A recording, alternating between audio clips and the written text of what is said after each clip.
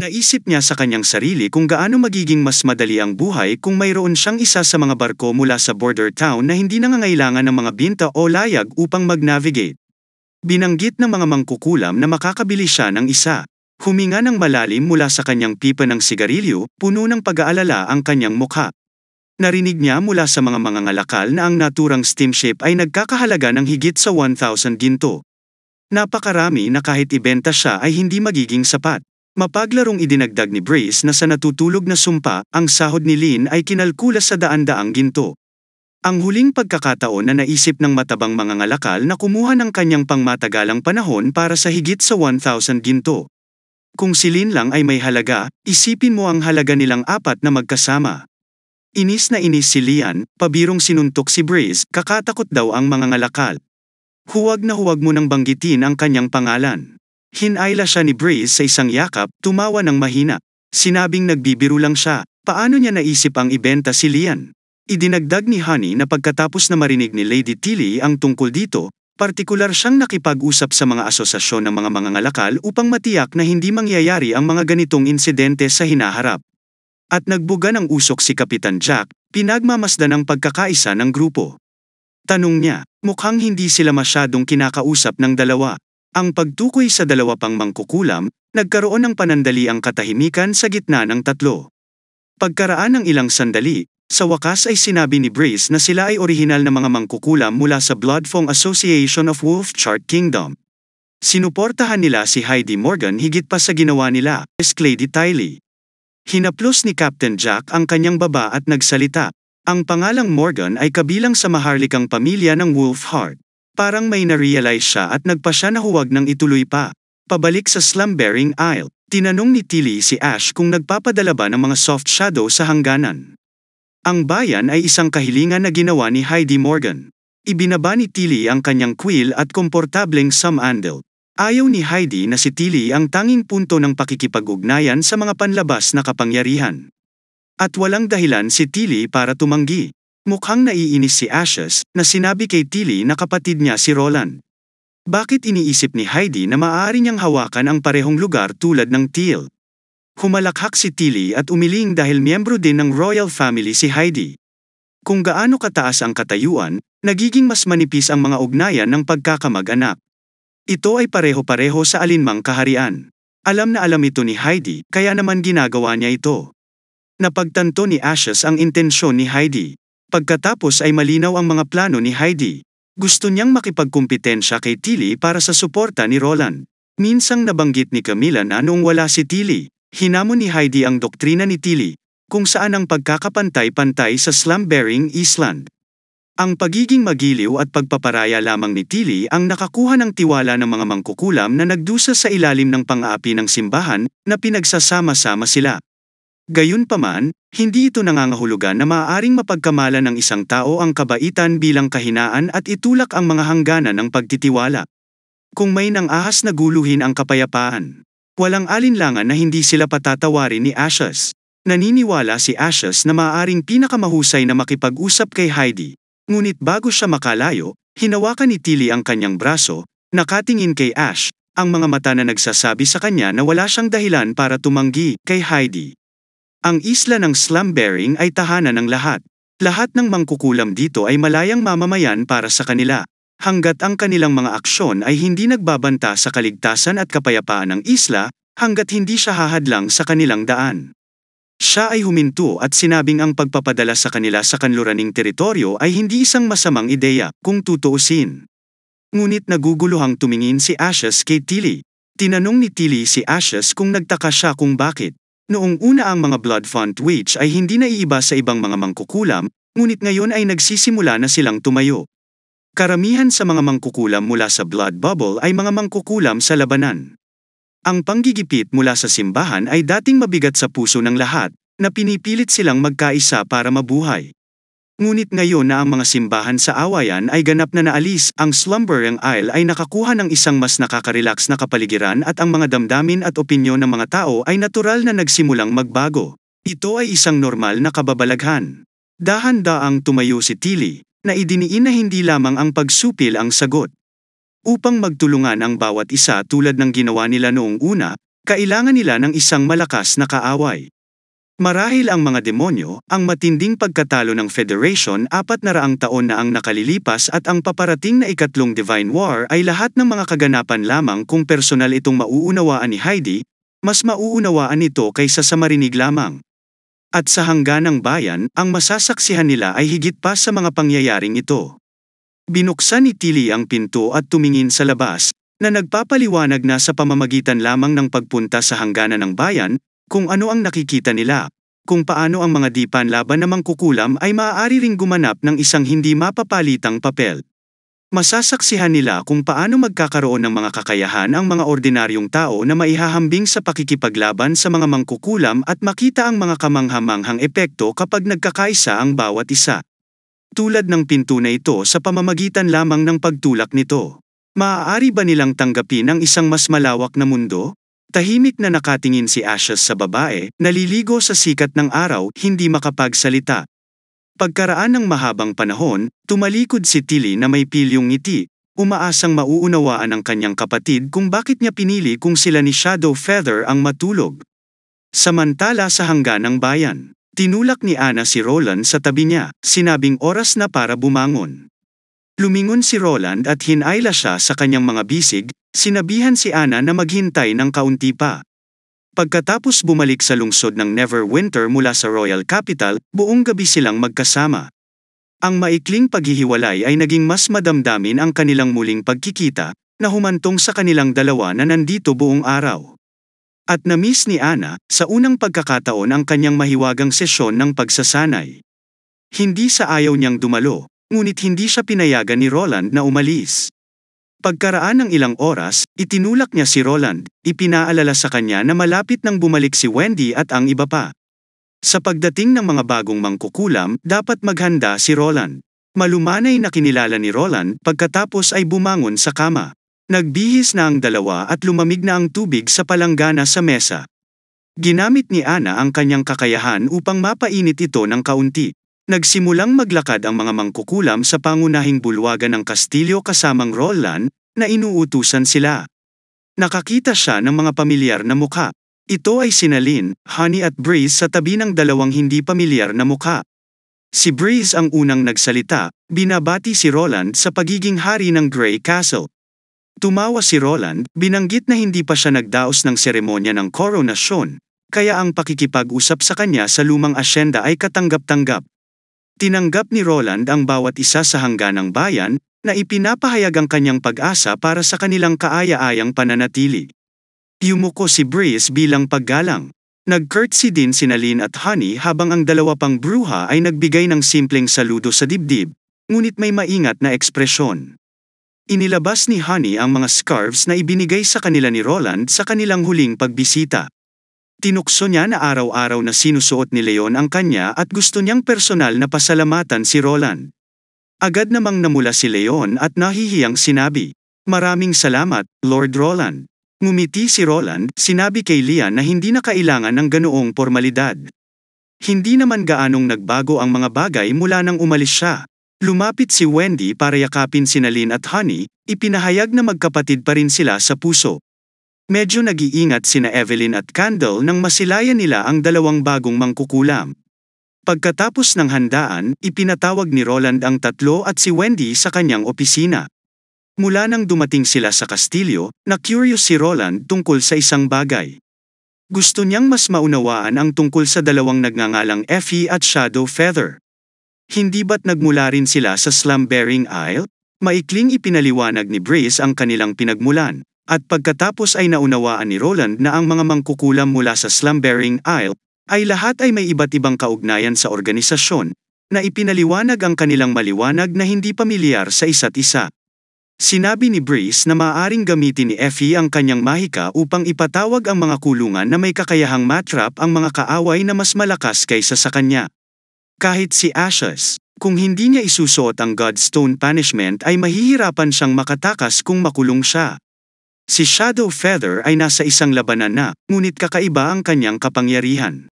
Magiging malagkit ang anumang mahawakan niya. Sa sandaling pinagsama, ang mga bagay ay hindi maaring paghiwalayin hanggang sa mawala ang kanyang mahika. Si Roland na may ekspresyon sa pagkasorpresa na nagkomento, ang gayong kakayahan ay dapat na lubhang kapaki-pakinabang. Paano iyon? Mula sa Wolf Art Kingdom, si Heidi Morgan ang sumasang-ayon na magpadala ng isang taong may ganoong kakayahan papunta sa border town. Sinabi ni Breeze na ang mga miyembro ng Bloodfong Association ay napakalakas. Hindi lamang mayroong maraming mga mangkukulam sa labanan, ngunit ang natitirang mga mangkukulam na hindi nakikipaglaban ay nagtataglay din ng mga natitirang kakayahan. Gayunpaman, ayaw niyang aminin ito, ngunit ang mabilis na pag-unlad ng Slumbering Isle ay utang na loob sa kanila. Gayunpaman, parati nilang nakikita ang kanilang sarili bilang superior at kadalasang nang-aapi sa ibang mga mangkukulam na may mas mahinang kakayahan. Kung hindi dahil sa matinding interbensyon ni Lady Tilly, ang bilang ng mga mangkukulam na patungo sa mga fjord ay magkakaroon o higit pa. Ang paghahayag na ito ay nakatulong kay Roland na maunawaan ang kakaibang pag-uugali na naobserbahan niya kina Evelyn at Candle noong sila ay nasa paligid ng mga Bloodfong Witch. Ngunit ang ikinagulat niya ay kung bakit nagpadala si Tilly ng mga mangkukulam, lalo na noong natapos na ang buwan ng mga demonyo. Sa pagmumuni-muni sa sulat, ipinadala siya ni Tilly. Naalala ni Roland ang isang partikular na sinaunang libro at isang larawan ng mga demonyo. Nagkaroon din ng iba't ibang magic stones. Isang ideya ang nagsimulang mabuo sa kanyang isipan. Maaaring ito ay, nag-isip ng malalim si Roland. Habang nagdadala ito ng malaking panganib, ang mga potensyal na gantimpala ay napakalaki din. Hindi napalampas sa mata ni Nightingale, na napansin ang malalim na pag-iisip ni Roland, marahang hinaplos ang kanyang ulo at tinanong kung ano ang nasa isip ni Roland. Namuo ang malamig na pawis sa noo ni Roland at bumilis ang tibok ng puso niya. Hindi niya inaasahan na ipapaubaya ni Tilly sa kanya ang isang napakahalagang desisyon. Ang bawat isa ay tumingin kay Roland na nagtatanong, ano ang ibig niyang sabihin? Si Roland na may gravitas sa bawat salita, na nagpahayag na huhulihin nila ang mga demonyo. Kinaumagahan, dinala ni Roland ang mga mangkukulam sa kagubatan sa likod ng kastilyo. Si Shadow Feather ang unang sumailalim sa pagsubok, pinagdikit niya ang ilang malalaking bato. Sinabi ni Nightingale na ang kontrol ng mga balahibo ni Shadow sa kanyang mahiwagang kapangyarihan ay kahanga-hanga at ang kanyang paggamit ng mahika ay minimal. Maging si Axe ay hindi magawang ubusin ang kanyang buong lakas sa mga nakagapos na bato. Tinanong ni Roland kung gaano katagal niya kayang panatilihin ang kanyang mahika sa pinakamalakas. Sinabi ni Shadow Feather na kung ito ay tungkol lamang sa pagdidikit ng mga ordinaryong bato gamit ang kanyang buong mahiwagang kapangyarihan, maaari itong tumagal ng maraming dekada, bagamat hindi pa niya talaga nasubukan ang limitasyong ito. Ang pinakamahalagang bagay na nakasama niya ay ang bahagi ng seawall sa Slumbering Isle. Sa kauna-unahang pagkakataon, isang bakas ng pagmamalaki ang ipinakita sa kanyang karaniwang mabagsik na mukha. Naalala niya na sa panahon ng high tide, isang bahagi ng may pader ng dagat na tumaas sa pagtulog ay nagkaroon ng malaking bitak. Sa kasamaang palad, wala si Lian sa isla noong panahong yun. Ginawa ni Shadow Feather ang buong siwang sa isang malagkit na bono at sa pamamagitan ng pagpupuno nito ng mga piraso ng abaka at bato, natigil ang papasok na tubig dagat. Kung wala ang pag-aayos na ito, ang pader ay hindi tatagal hanggang sa susunod na high tide. Kahit papaano, habang isinasalaysay niya ang pangyayaring ito, parang tahimik niyang hinihimok si Roland na purihin siya. Tumango naman si Roland bilang pagsang-ayon, sinabing, magaling. Nang matanggap ang paninindigan, ang ekspresyon ng mga balahibo ng anino ay bumalik sa kanyang karaniwang kalmadong kilos. Ang sumunod na susubok ay si Breeze. Habang nakilala siya ni Roland noong huling pagbisita niya sa Western Region, hindi siya nagkaroon ng pagkakataong manatili. Ipinahayag ni Breeze ang kanyang kagalakan sa pagkakataong muling bisitahin ang rehiyon ng kanluran. Nakangiting sagot ni Roland, umaasa siyang masisiyahan si Breeze sa buhay sa lungsod ng Neverwinter at makabawi sa mga pagsisisi sa huling paglalakbay. Huwag magatubiling tanungin si Wendy kung mayroon siyang anumang mga kahilingan. Ang lakas ng hangin ay kontrol ng domain. Ang sinumang papasok sa loob ng 5 metro mula sa kanya ay hindi sinasadyang kumilos ayon sa kanyang kalooban. Ginamit niya ang kanyang kakayahan at biglang nagsimulang sumayaw sina Carter at Axe. Binanggit ni Breeze na maaari niyang gamitin ang kapangyarihang ito mga 10 beses sa isang araw. Tumango si Roland, kinikilala na ito ay isang napakalakas, malapit na kakayahan sa pakikipaglaban. Dagdag pa, ang domain ay hindi nakikita ng mata. Kung nakarating siya sa loob ng 5 metrong radius, makokontrol niya ang kapalaran ng kanilang kaaway. Sa huli, kung ang kanyang mahika ay maaaring gumawa ng isang hawla upang agad na mabitag ang papalapit na mga kaaway. Maaari rin niyang idikit ang hawla upang magdulot ng nakamamatay na pinsala.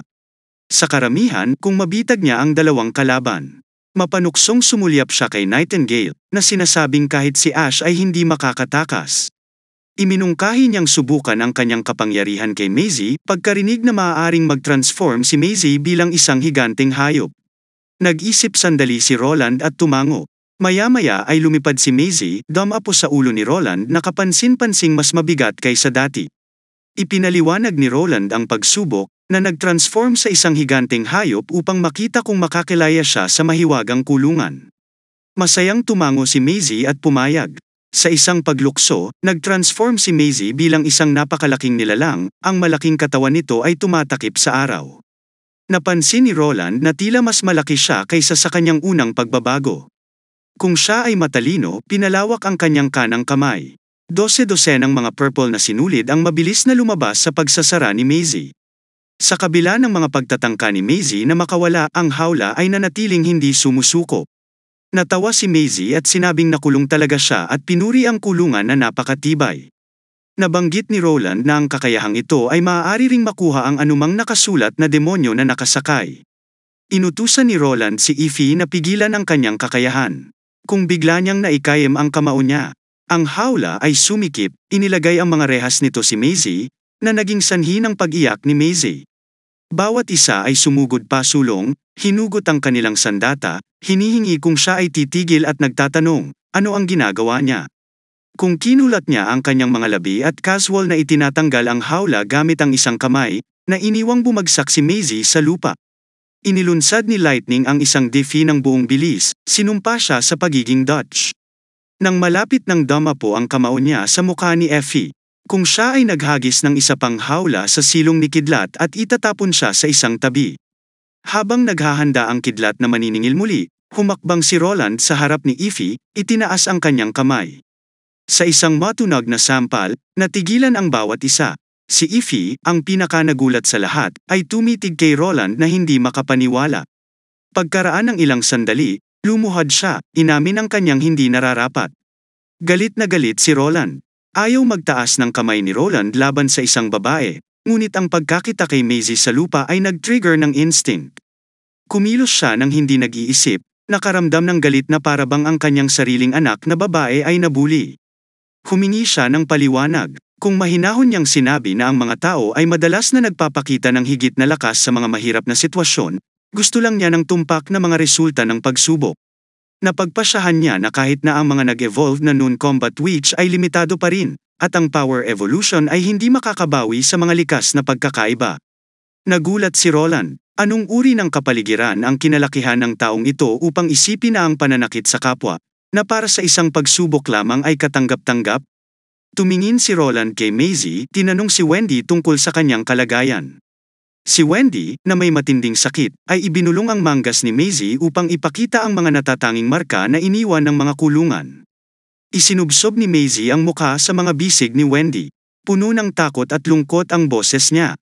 Kung ibinasura niya ang pag-aalala, na nagsasabi na alam niya ang puwersa na ginamit niya at ang gayong maliliit na pinsala ay gagaling sa isang araw o dalawa para sa isang mangkukulam. Si Roland, sa sobrang galit, ay hamarang sa kanya, humihingi ng tawad. Kung tumingin siya sa kanya nang may pagtataka at humingi ng tawad, ngunit kay Roland lamang. Nang ituro ni Roland si Maisie at iginiit na humingi din siya ng tawad sa kanya, sa pagkakataong ito ay nagngangalit siya, ibinaba ang kanyang ulo, ngunit nanatiling tahimik, malinaw sa kanyang kilos na nagsasabing hindi siya hihingi ng tawad kay Maisie. Nang makita ito, lalong lumakas ang galit ni Roland. Tila ang sitwasyon sa Slumbering Isle ay maaaring mas malala kaysa sa naisip niya. Kung ganito ang ugali ng mga miyembro ng asosasyon ng Bloodfine sa kanyang teritoryo, ano kaya ang nangyayari pag nasa Slumber Isle sila? Marahil ay may patuloy na pagbabala at pagsuway. Higit sa lahat, ang issue ay kung wala siyang nakikitang mali sa kanyang mga aksyon. Alam ni Roland na makakaisip siya ng hindi mabilang na mga paraan para parusahan siya, ngunit walang magagawa iyon para itama ang kanyang maling pananaw sa moralidad. At inaalala ang layunin sa likod ni Tilly, ang pagpapadala ng mga mangkukulam dito. Siya ay napabuntong hininga, dahil dati nang ipinagmalaki ang pagiging maaasahan kapatid ni Tilly, hindi niya basta-basta maparusahan kung ibabalik niya ito sa slum-bearing Isle. Kung hindi siya makakatulong, pinatahimik ni Tilly ang mga salungatan sa slum-bearing Isle. Mawawasak ang pagkakaisa doon. Bagamat maaaring maakit niya ang ilang mga mangkukulam sa kanyang tabi, tuluyang mawawala sa kanya ang tiwala ni Tilly. Upang gawin, kung talagang napagtanto niya ang kanyang pagkakamali, alam ni Roland na kailangan niyang haminin at basagin ang mismong pundasyon ng kanyang pagmamataas at paniniwala. Lumalamig ang boses ni Roland, mapanghamon, masungit. Ang pagtatanong kung sa tingin niya ay ang pagiging mas malakas kaysa sa iba ay nagbibigay sa kanya ng karapatang balewalain ang damdamin ng mga taong sa tingin niya ay mas mahina. Nakikita nila ang kanyang sarili bilang superior dahil lamang siya ay isang mangkukulam sa labanan. Matalim ang titig niya, parang hindi siya komportable.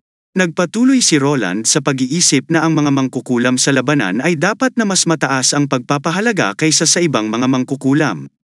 Naniniwala ba siya na sa harap ng mga panlabas na banta, mas mahalaga ang mga combat witch para sa survival guide ng grupo? Ang gayong pag-iisip ay parehong kaawa-awa at katawa-tawa. Kung talagang napunta sa away, ang kanyang labis na pag-asa sa kanyang sariling mga kapangyarihan ay tumitiyak na wala siyang pagkakataon.